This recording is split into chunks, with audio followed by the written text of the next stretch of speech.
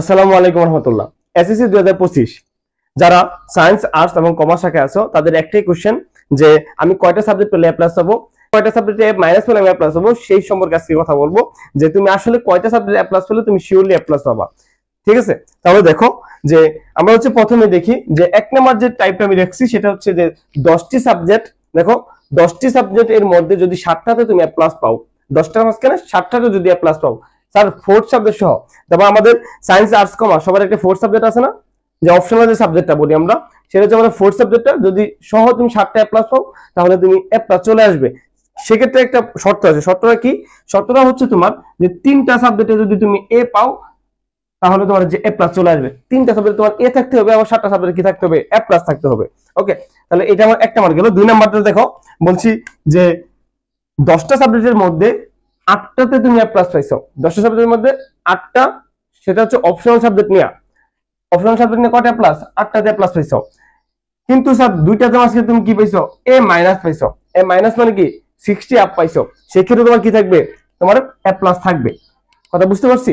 ওকে, আচ্ছা, পরে 3 নাম্বার বলছিলাম আমি, দেখো যে 10টা সাবজেক্টের মধ্যে 9টার মাঝখানে যদি তুমি এ প্লাস পাও, ফোর্থ সাবজেক্ট সহ 9টার মাঝখানে তুমি কি পাও? এ প্লাস পাও। একটা মানে তুমি কি পাইছো? বি পাইছো।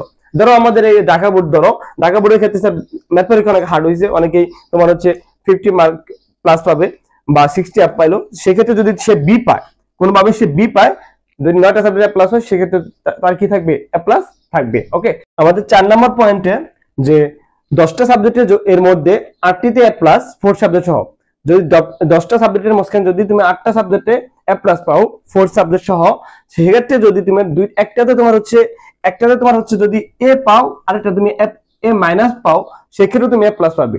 তাহলে 10টার মাঝখানে কি বললাম? 10টার মাঝখানে 8টা এ প্লাস, ফোর্থ সাবজেক্ট সহ, একটা মধ্যে তুমি এ পাইছো আর একটা মধ্যে এ মাইনাস পাইছো, সেক্ষেত্রে তোমার কি থাকবে? এ প্লাস থাকবে।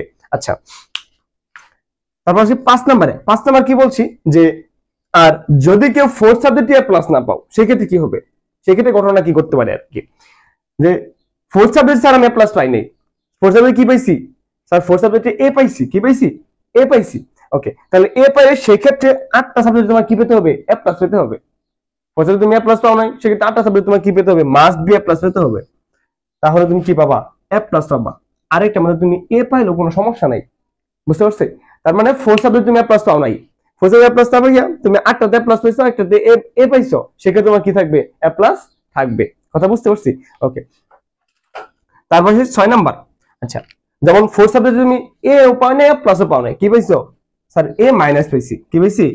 এ মাইনাস পাইছি। সেক্ষেত্রে তোমাকে 9টা সাবজেক্টে প্লাস পেতে হবে। যদি ফোর্থ সাবজেক্টে কেউ সায়েন্স আর্টস কমার্স সবার জন্য একই তোমার যদি ফোর্থ সাবজেক্টে কেউ কি পাও? এ মাইনাস পাও, সেক্ষেত্রে তোমাকে 9টা সাবজেক্টে প্লাস পেতে হবে। আর এই 9টা সাবজেক্টে প্লাস পেতে হবে, তাহলে তুমি কি পাবা?